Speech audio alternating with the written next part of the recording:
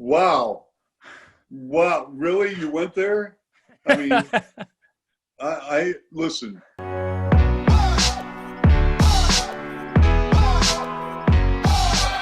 And we're live. Oh, hold on, Chuck. There's something missing here. Give me a sec. I think that looks a little better now. I love it. Ben, you're awesome. You're awesome. I got the box still too. Oh my gosh. Do me a favor, take a picture of the bobblehead and the box, and would you send it to me? Because I don't even know if I have any more. Absolutely, of course. This is one of my most prized Raptors collectibles. So, well, you're very nice. How you doing, Chuck? I'm doing well, thank you. This is very surreal for me because one of the reasons why I'm so passionate about sports and why I fell in love with basketball is because of you. Not only could I feel your passion for the game in your broadcasting, but it also taught me the game as well. You know, you made me care about basketball. It's created bonds and memories with my dad that, I'll never forget. So for that, thank you. Thank you. Thank you. I have to start with one question. How did your mom feel when you broke her broomstick and hung it up from a light bulb to do play-by-play with baseball cards? Great question. She was not a happy camper. And let's leave it at that. Had my dad been home, it would have been over, just like Vince Carter's dunk. The first round for Vince Carter. Oh, it did not. It's over. It's over, ladies and gentlemen. Over. But my mom was not happy. In fact, while I'm telling this story, I remember exactly where I was. I was always talking. I know that's hard to believe, but I was a very talkative kid. And so I wanted to be a sportscaster. I love sports. And it's not like I went to the television and turned it on, because back in those days, they were lucky if they had one game of the week, and that was a baseball game. They never televised basketball. They had the NFL, and that was on, and the old American Football League, and then they merged in 1970. So my mom was not happy, but then she kind of understood my passion, like your passion, and so she was cool. It came natural to you, and she realized it, and was like, okay, this is something that he really enjoys. I'm going to name 3 locations for you, and I want you to tell me how you feel about them, okay? Okay.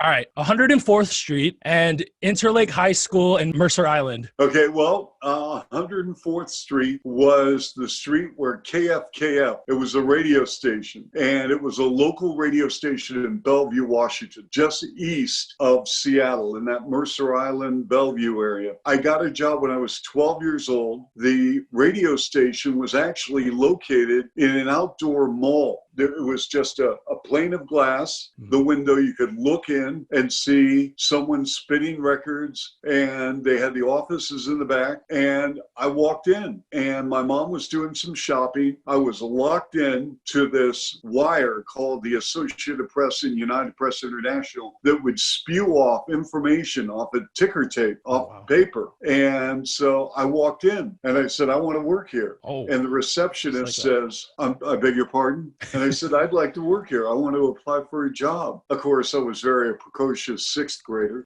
And so she said, well, you're going to have to be a little older. And there was a guy in the back of her in the desk. He said, young man, come this way. And so he goes, you want to work? How about polishing those records? And you can take the trash and collect it. And maybe you can rip the wire and then put it news section, sports section, the weather, different compartments. Interlake High School. Interlake High School was a tremendous experience. Learned a lot, grew a lot. And they had a radio station. It was an in-house radio station. Basically, it was a glorified public address system. And so what we did is I got a chance to read all the school announcements in the morning. Class would start at 8 a.m. And what we would do is normally the principal would come on and say, boys and girls, here's what's going on at Interlake. We have an assembly at 10:15. We have a baseball game after school at 2:30. We have a dance coming up on Friday. Buy your tickets. Sophomore class is holding a chocolate drive. And if you don't like chocolate, you're un-American. one of those things. Anyway, long story short, I was allowed to read those announcements. And Mercer Island, Bellevue, Kirkland, that whole area, Issaquah, the area where Zach Levine grew up in the Bothell, Woodinville area, all those were on the east side of Seattle. Do you have anything in particular about Interlake High School and Mercer Island together? Well, I mean, I can tell you that they were big rivals.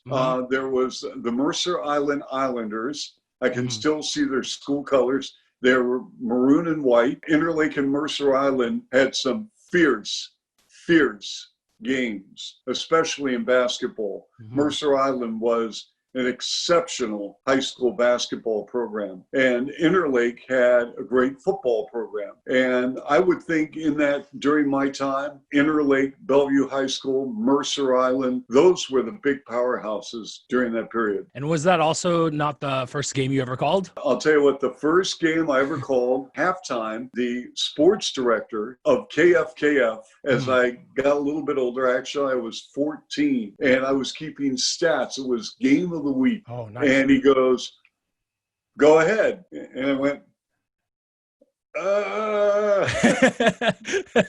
I mean, he caught me completely off guard. And he goes, "Now with the next series, here's Charlie Swirsky," because no one called me Chuck. No one called me Chuck until I got to college. And quite frankly, I'm not a big Chuck guy because I think a Chuck is like someone, I've told many people this, I think the word Chuck means that you're 6'5" and 210 pounds and you're muscle. This is me. I'm Charlie. I'm just me. So anyway, I'm 14 years old. We're in the press box and he goes, "First and 10 on the Islander 22-yard line. Charlie, take it away." Okay.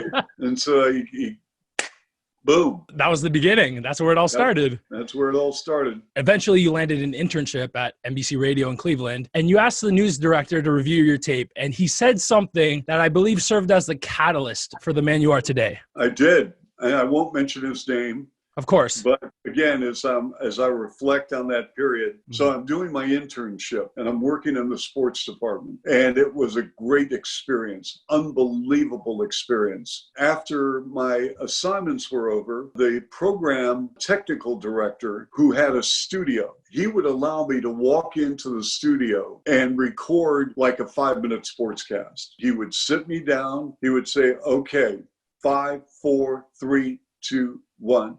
And hit the button. He'd point at me and I would read a script that I wrote, like a 5-minute sportscast. Then he would say, "All right, let's review it." And he was great. So then I took it into the news director. And the news director was like a big deal. I mean, this is NBC Radio in Cleveland. He was a big deal. So I took it into him. I got enough gumption, enough courage, walked in, had my little cassette, so you can Google what a cassette is. And I gave him my cassette, and I said, "Would you please review my on-air ability?" He goes, "I'd be more than happy." Put it on his desk. Didn't see him the next day. 2 days later, he says, "I want to talk to you."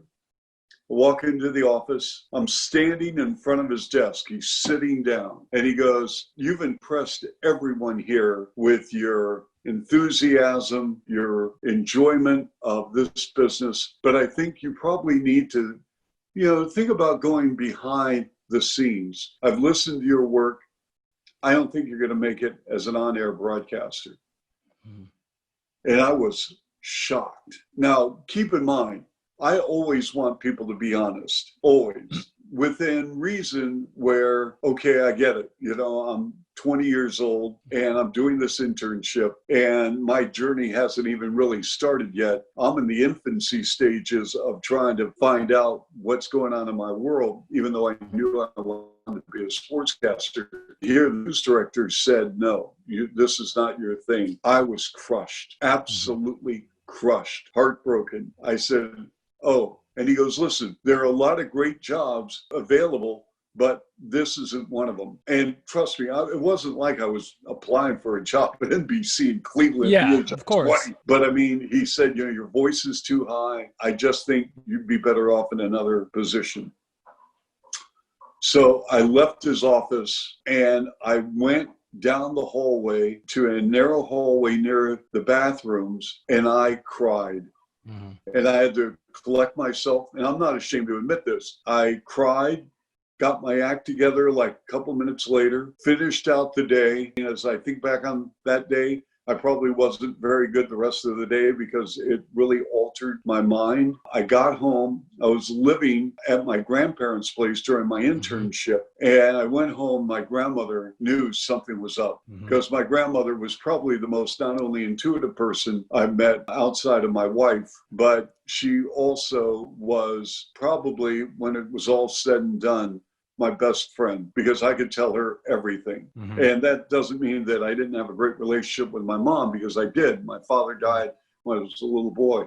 But my grandmother was like everything. She was from Sicily. She had those Italian roots in her system where she got everything on the table. She had no filters. And I love that about her. And so I told her what happened. And she goes, Chalutz, Italian for Charles. She goes, I'm going to give you the rest of the day, and then tomorrow morning, you're going to wake up, you're going to go back to the station, you're going to do a great job, and you're going to prove that person wrong. And from this point on, I want you to think about that every day for the rest of your life, because one word has been eliminated in my vocabulary. I said, what's that? And she goes, the word no. And she said, in our life, we hear the word no a lot. And you're going to hear no. This isn't the last time you hear no. But make no a yes by being better. Don't expect anyone to make you better. You can take their advice, but at the end of the day, this is on you. You own this. And so I thought about it. I was still really torn, you know what I mean? But it was very sage advice, the wisdom that she shared. So I went in the next morning. I saw the news director. I was polite, not out of spite, harbor any bitterness, even though I to this day, I still remember him. You know, the irony of it is, if I can finish this and then we can move on here. No, feel free. So about maybe, I would say 15 years ago, my former boss at WJR in Detroit was running WABC in New York, like the #1 station in New York. And he called me up. I was doing the play-by-play for the Raptors. And he goes, hey, our sports guy just left. I need a Band-Aid to get me through until I hire somebody. Can you do morning drive sports on WABC in New York? Wow. We will send you the equipment, and it was called an ISDN, where you dial it up, and it almost sounds like you're right there in the studio, like what we're doing now with Zoom, for example. The clarity of the microphone, the clarity comes across so beautifully. So they send me this apparatus, and they had a technician from Toronto that they hired come in, put this ISDN cord in, and that's how I did morning drive sports from my office in Toronto in my house. And I was broadcasting back to New York. And the reason I'm telling you this is that when I went on the road with the Raptors, WABC would put me in a studio. So for example, if the Raptors were in Milwaukee, I would go to a studio in Milwaukee for morning drive sports. It was all set. I'd go into a little booth, so to speak, with a microphone. They'd hook me up. Boom, I do it. Well, now the Raptors are playing the Cavaliers in Cleveland. I walk into a radio station, different radio station, not NBC Cleveland, different radio station, and guess who is there? The news director. Yeah. The news director who told me you'd never make it. This is a true story. Oh my goodness. His health was failing. I went to him and I said, I don't know if you remember me. I mean, this is decades later. Of course. And I said, I don't know if you remember me. I was an intern and you were the news director. And I just wanted to say hello. Honestly, I'm not sure he remembered me. Maybe he did. Maybe he didn't. Maybe he doesn't even recall what had transpired that day because it was years later. Of course. But I thought, you know, here I am coming in as the voice of the Raptors and now on the side doing morning drive sports for WABC in New York. And my grandmother had since passed away. But the full circle of life. So there's that story. Wow. First off, thank you for that incredible story. That moment that transpired with you and your grandmother, that really defined you for the rest of your career. And it's taken you on the journey you're on now. And I'm getting goosebumps right now just because of how inspiring that was. So thank you for that. It goes to show you were quoted as this being somewhat of a mantra for you, where don't be satisfied, stay hungry, stay humble. Because when you were at Ohio University, not Ohio State for everyone listening, Ohio University and WOUB, you took advantage of every sports opportunity presented to you, which goes to show, don't be satisfied, go after everything, because you never know where it's going to take you, because you can always get better. I understand that you need balance in life. I get that. Yeah. But I'll share a story, and especially for young people who are interested in communications field, whether it's radio, whether it's television, whether it's digital, whether it's to set up your own company. So when I was in college, and again, we're talking about an age group from 18 to 22 years old. Yep. This is the last time probably in your life you're going to be surrounded by a demographic age-wise of that core group of your existence. Because once you leave college, you're working with people with 10 years experience, 5 years experience, 30 years experience. Yeah. You're going to have to deal with a lot of different elements that are coming at you. So I'm in college at the student radio station. You immediately just didn't walk in and say, I'm a radio sportscaster. You had to earn it. You had to earn it. I mean, you had to earn it. And that's the way I want it. I didn't want anything for free. There is no such thing as a free lunch. And if anyone tells you there's a free lunch, they're wrong. There is no such thing as a free lunch. No. Okay. You got to take care of your own business, because if you don't, somebody will. I earned that by hard work, hustle, going out, getting tape, writing copy, and working on my on-air. And the person who oversaw that said, okay, we were on the quarter system. Winter quarter, you're going on the air. My first sportscast in college, even though I had done the announcements in high school and we had the radio and the whole bit, this was a big step for me. On-air college radio station. The FM station was 50,000 watts. And that's the first time someone ever called me Chuck. The on-air news guy, who was probably a junior or senior in college, said, hey, with the sports, here's Chuck Swirsky. And there was silence, because I had never been referred to as Chuck. So I did the sportscast, and it's over. People are saying, hey, good job. If you want to come back next week, you can do the Tuesday sportscast, 6, 7, and 8 a.m. Absolutely. Well, now assignments are being offered to people, and I see no one wants to sign up for the weekend sportscasts on the radio at 11:15 p.m. Why? I'll tell you why. Because people wanted to go out and party. You know, it's Saturday night, 11:15. It's Friday night, 11:15. And I thought to myself, okay, you know what? I get that, but I want to get better. I want to excel. And if nobody is taking that, I'm signing up for it. It's an 11:15 to 11:30 sportscast. It's going to make me write copy. It's going to make me show that I can implement audio cuts of a coach or a player into my sportscast. And that's 15 minutes of on-air time I would never receive. So I signed up for the weekend. And my friends in college are saying, what are you thinking?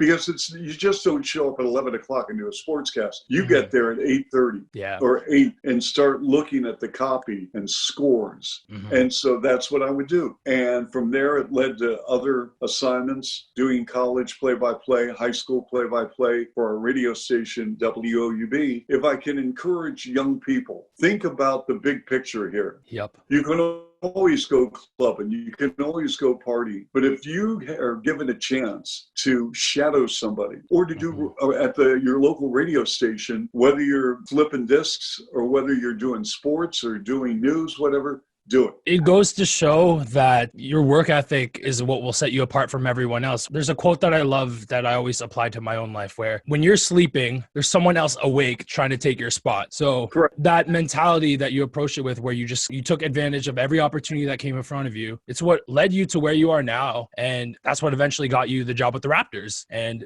the first game you ever called, which coincidentally enough was also Vince Carter's first game. So what was it like going from calling 18 years of college basketball at DePaul in Michigan, transitioning from that slower pace of college style game to an electrifying pace sparked by one of the greatest athletes the game has ever seen? Well, I remember the first game, it was a truncated schedule. There was a labor dispute in the 98-99 season. So we had a very short training camp, and we had 2 preseason games, one at the old Sky Dome and then one in Boston. And then we opened up the regular season, believe it or not, in Boston. So we played the Celtics like 3 times a week. But the first preseason game, Carter and Pierce's first game ever, whether it was regular season, preseason. And so I walk in, first time I had ever been in the building, and I got lost. I had no idea where I was. There were a lot of moving parts, moving the family from the States, from Ann Arbor, University of Michigan, where we had called games. And I had caught a cold like about a day or 2 before, probably because my stress level brought everything, my immune system got crushed. And so now I am feeling weak, nauseous. I'm doing my first ever NBA game. Yeah. And so I sit in that chair with Jack Armstrong. This is the first time I ever sat with Jack, ever. I met him a couple times when he was head coach at Niagara. I was doing the play-by-play at DePaul, and DePaul would have a series with Niagara. So we sit down, and I had gone into the stands at times to do NBA play-by-play, but now you're calling the game. And it's just like a player. It's one thing to practice, it's another to play. Big difference. The adrenaline's going, your whole body like locks in. So I'm doing this game, and the first 5 minutes, I was absolutely horrible. This game was so fast. And during the timeout, I'm thinking, what in the world did I get myself into?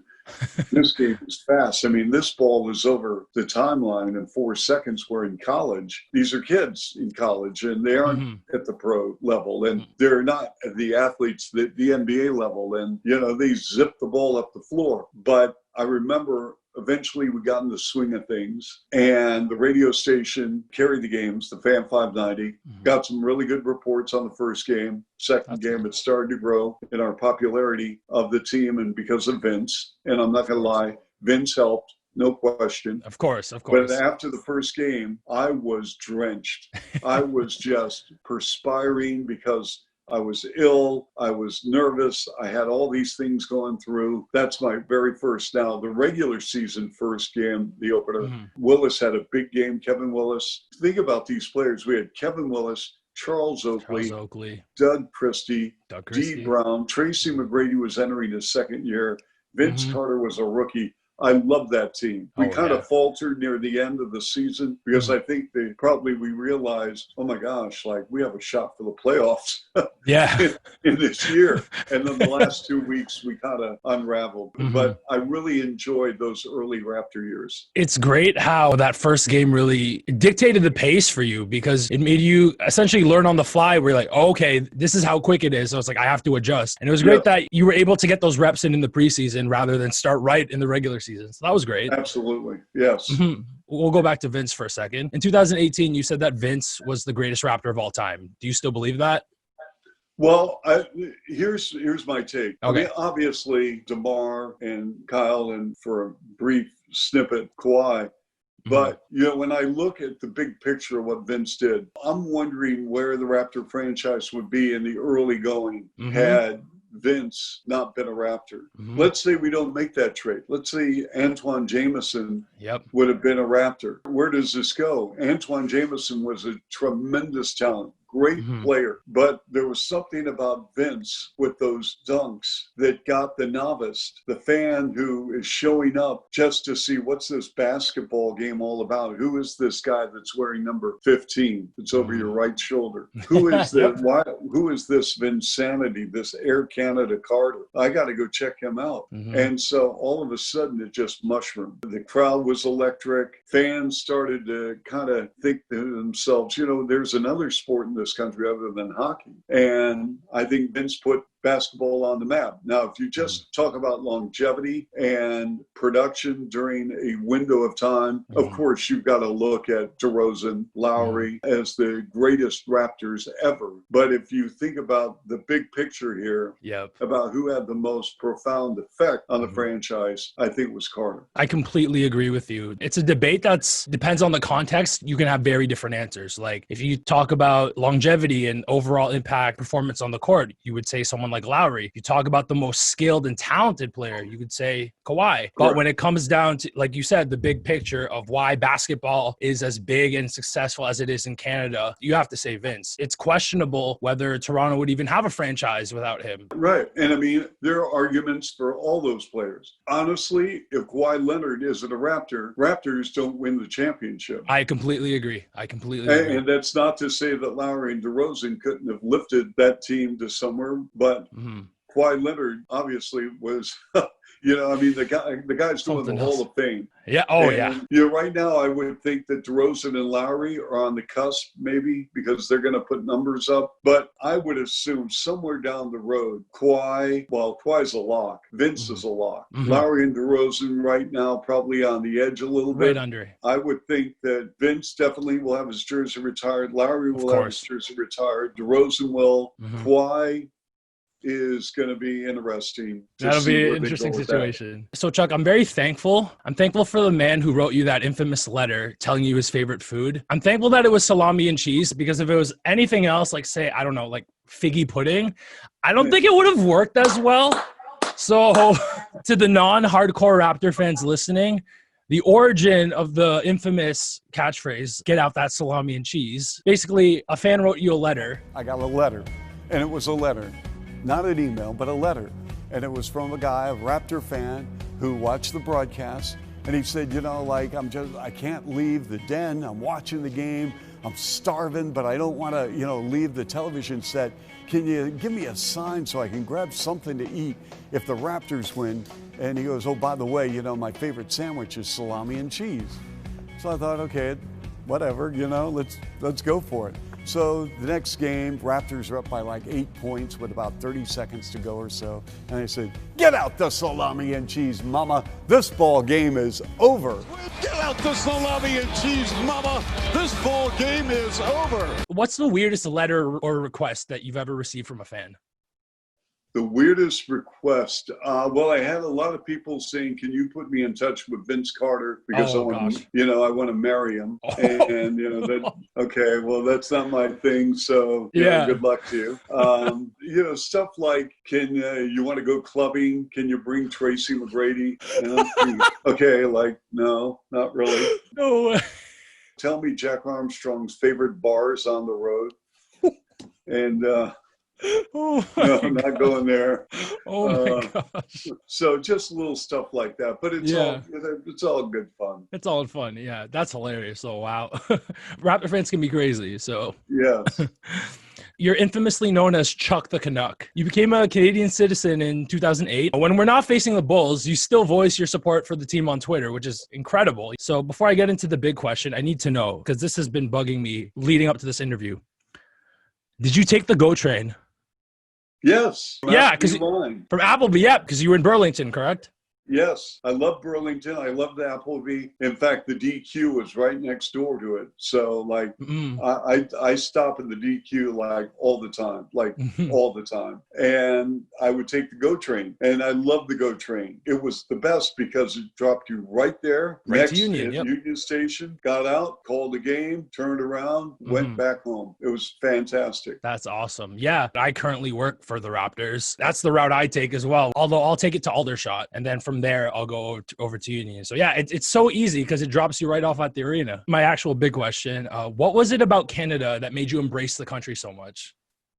Well, I mean, it sounds like a coined phrase, but it's not, but the people. It's a mosaic portrait of the colors of the rainbow and the people in Canada, especially in these times where we really need inclusion and people to come together in unity. One thing Canada taught me was that they accepted all of us, and it didn't matter race, color, religion, sexual orientation, whatever. And it was great that Canada opened their arms to me, because I've been to Toronto once or twice on assignment. I remember doing soccer for the Chicago Sting when we would play in Toronto, or, growing up in Seattle, we'd go north to Vancouver. I did a soccer game in Montreal. I really didn't know Toronto as the years went by. And so I decided, you know what, I want to be assistant because I thought I'd never leave. I thought I was going to be the broadcaster for the Raptors until they told me go home. I remember taking the test, and I remember I passed.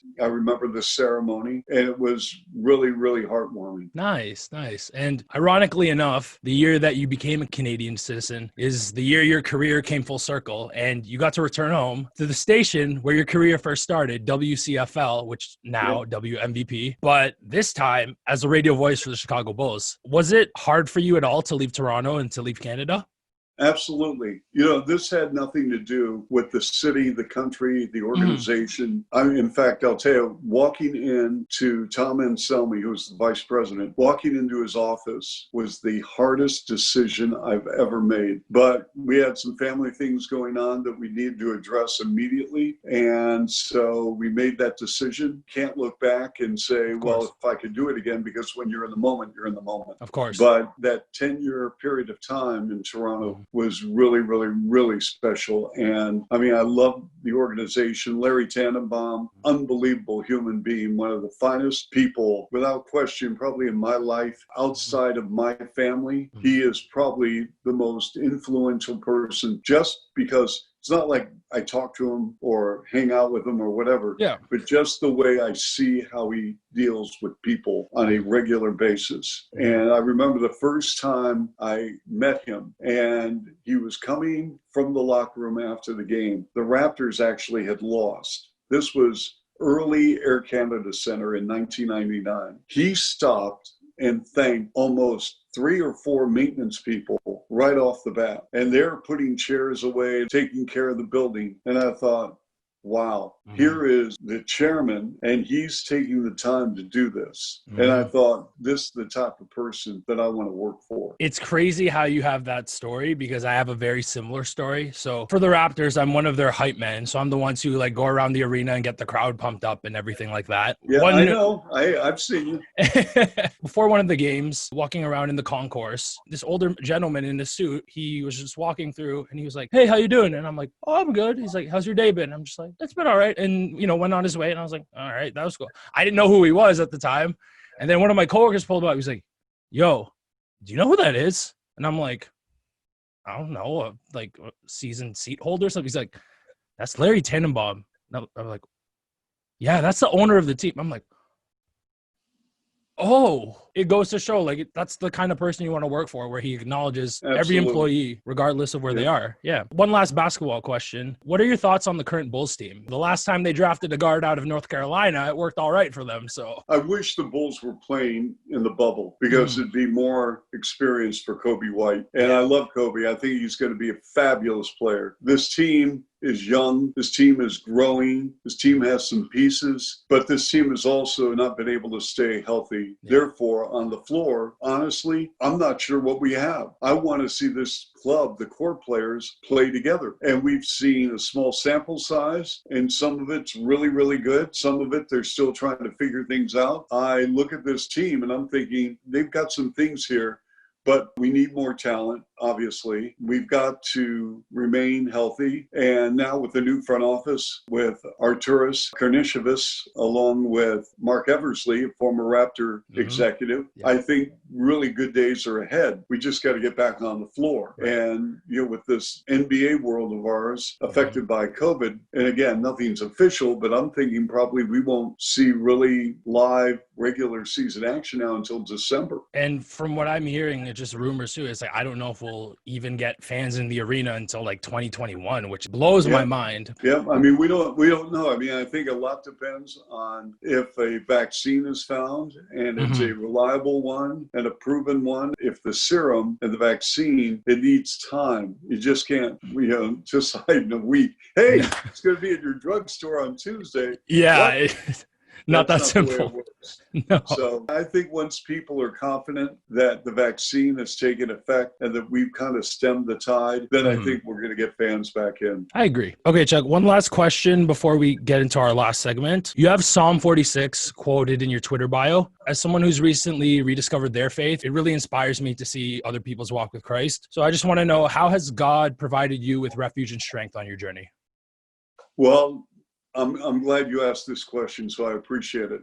My faith is everything. I look at my faith, and I hope people understand this. My faith in Christ isn't like a good luck charm. I talk to Christ every day, and it could be at 8 in the morning, it's at noon, it's at 2, it could be at 3:15 in the afternoon when I'm walking or I'm thinking about something and something might pop in my brain, or I'll get a text from someone. They'll say, how are you doing? And they'll say, hey, my son had a seizure. And right there, I'll say, Lord, like, I really don't know the whole situation here, but please be with this family and all the stress and the anxiety, and be with this child, because God knows what's in my heart that I'm reaching out to him, whether it's the joyous occasions or storms and everything that comes. I'll give you an example, little things like 2 years ago, I'm driving my car and it's after a game, downtown Chicago, and it's really icy, very slippery. I made a left-hand turn, and out of nowhere at 11 o'clock at night, this bicyclist zooms in. And only through the grace of God, I hit my brakes, and that bicyclist kept right on going. And I'm thinking to myself, you got to be kidding me. What was he thinking? Number one, why would you ride a bike when it's ice? Secondly, and again, maybe he's coming from work, that's his only transportation, the whole bit. So I want to meet him halfway on this, but I'm thinking, you're riding a bike in sleet. You have no neon apparel, no bright green, yellow, orange, whatever, and you zoom in front of a car making a left. And I'm thinking, only through the grace of God. And so those little moments, you thank God. I thank God. So when I take my nightly walk with my wife, and I'm holding her hand, that's a moment of peace. And I thank God for bringing my wife in my life and the whole bit. So my world in Psalm 46 really talks about dealing and having the ability to say, be still and know that I am God. And there are a lot of times where I'm not still. There are a lot of times when things happen, I'm thinking, hey, Lord, let me talk to you about something. You and me, we need to have a talk right now. Of course. But my wife she sent me a great devotional the other day. Nice. And it's understanding about no. We talked about no, earlier with this. And sometimes God is putting no in your life for a reason. And so when I was reading that devotional, I was thinking about that news director who said no, and how the Lord's journey, that moment propelled me in a positive way for a lot of life lessons, that you're going to have to persevere, that you're not always going to get, quote unquote, what you want or expect to hear at that moment, that there is a reason why you're hearing no. And no may mean there's something better for you. No just means no, or no, in my case, with my grandmother, was a life lesson. And I didn't figure it out until I saw my career unfold in front of my eyes. So that's, to me, in a roundabout way, about my faith. That's absolutely incredible, because one of the things that I've learned through my faith journey is exactly that. Life may not be going the way you pictured it, but as long as you have faith in God, you have to understand that He has a better plan that's beyond our own understanding. And we just have to pray to Him every day. No matter what the destination that He has for us, it will be there. He's just guiding us to get there. There will be times where we're on our path and we falter a bit, we wind a bit, but as long as we continue to pray and keep strong in our faith, God continues to guide us on our path. So thank you for sharing that. My pleasure. Thank you. We'll close this off with some rapid fire questions, and then, I'll let you go here. All right. Okay. You're doing a great job, by the way. This is fun. Oh, thank you, Chuck. I appreciate that so much. All right. Favorite sandwich that doesn't involve onions, salami, or cheese? I love tuna. A lot of people are saying, are you kidding me? A tuna sandwich? But actually, tuna sandwiches are underrated when you have like a tuna melt with cheddar cheese and red onion. Oh, my goodness. Really, really good. I'm just saying. Favorite Raptors player to interview and favorite Bulls player to interview? Well, here's the thing. I get asked that question about favorite Raptor interview. And to me, I can't pick one because they were all great. Some are more outgoing than others, but just because a person is a little bit more outgoing doesn't mean that another person couldn't deliver a good interview, just like, so I'm going to put that one on hold. The other, for sure. The other one was favorite Bulls player to interview. Same thing. Same thing. You know okay. I mean, I've had interviews with people who are very charismatic. Then I've had people who are like thought-provoking, and you think, wow, okay, I never saw that side of this player, or this player actually may not be the most vocal in the locker room, but getting him away from the microphone, it's pretty neat. So sorry about that. No, it's okay. It's okay. I'm just giving you how I feel. It's all good. You're honest, so that's great. I love it. I'll tell you this. The guy that was, when we would interview, he had a very brief Raptor career, and he was a different dude, but a great guy. He was always smiling. Garth Joseph. Do you remember him? Yeah, he came over from Denver in the Keon Clark, Kevin Willis deal. We would interview him, and like in the middle of a sentence, like I would say, hey, Garth, came in third quarter, made a difference. Tell me about your mindset when you entered the ball game, when you went up against a certain player. And he would say, well, I got on the floor and I started to rebound, and like in mid-sentence, he goes, I'd start to rebound. And I'm like, what? And the first time he did this, I'm thinking like, are you okay? And that was his thing. He did these primal screams out of nowhere. What in the world? All-time starting five of Canadian foods. Our 5 favorite foods in Canada. I'll tell you what, in no order, but Cadbury, like I'm addicted. Like I am addicted. When I go to Canada, I bring back, don't tell the customs people this, but I do bring back a lot. Okay, that's just my thing. I got into poutine a little bit. I can't say that I'm like really sold on it, but I went there, and that is something that I really like. And then just the typical type of Canadian food that you eat, that I eat, the Montreal beef, you know. Have you ever had a beaver tail? I have not. Tell me about that. It's like a deep fried pastry, and you can put like anything on. There's actually a Cadbury beaver tail.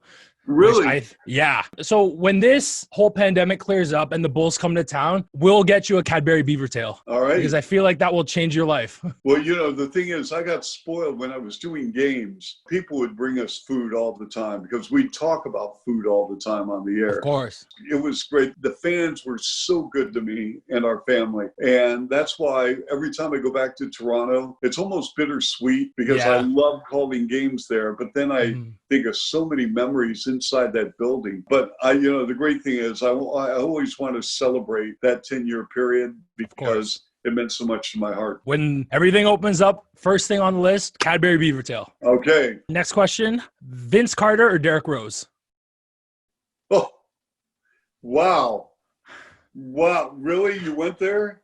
I mean, I listen, I can't go against either one. I mean, Derrick was drafted by his hometown team, MVP, youngest ever at 22. I mean, if you say who had a better career, even though Vince never won the MVP, I would think that Vince probably had a better career. Oh, that's great. My goal was to stump the Swirsky, which I know you're familiar with. Yes. I feel like I did that there. Check that off my list. Okay. Who's the better chef, Bill Wennington or Jack Armstrong? Bill Wennington. Most memorable Raptors game you ever called and most memorable Bulls game you ever called? Most memorable Raptor game I ever called, Game 5, 2001, Garden in New York. No one's given the Raptors a chance. You go into New York City, Friday night. I was so pumped for the game. I was like, and that game was awesome. Alvin Williams had a big-time shot in that game in the fourth quarter. I was going crazy. I went into the locker room. Locker room is excited. And then all of a sudden, I'm realizing we have a game Sunday in Philadelphia. And we actually won the first game in Philly of that series. The Raptors should have won that series, but that's another story. That's another story for another. Don't get me started on that. But the Game 7 with Vince was an incredible day with him graduating. And the thing is that Vince, with his peripheral vision, saw, I'm not sure it was Aaron McKee coming over to slide over, and that's why he hesitated on the double clutch. But had that shot gone in, I'm convinced we would have gone to the finals. I completely agree because the matchup with the Bucks was in our favor. Now, if we would have beat Kobe and Shaq, that's another story. But it would have been fun. Oh, that would have been great. Most memorable Bulls game.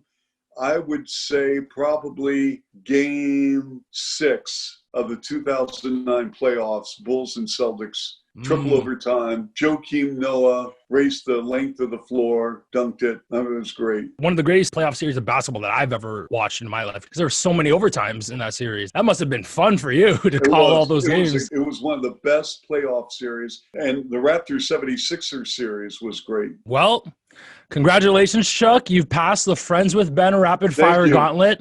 And I appreciate you doing this. Thank you. And stay in touch and let me know if I can help you in any way. Oh, thank you so much, Chuck. You are awesome. Keep doing your thing.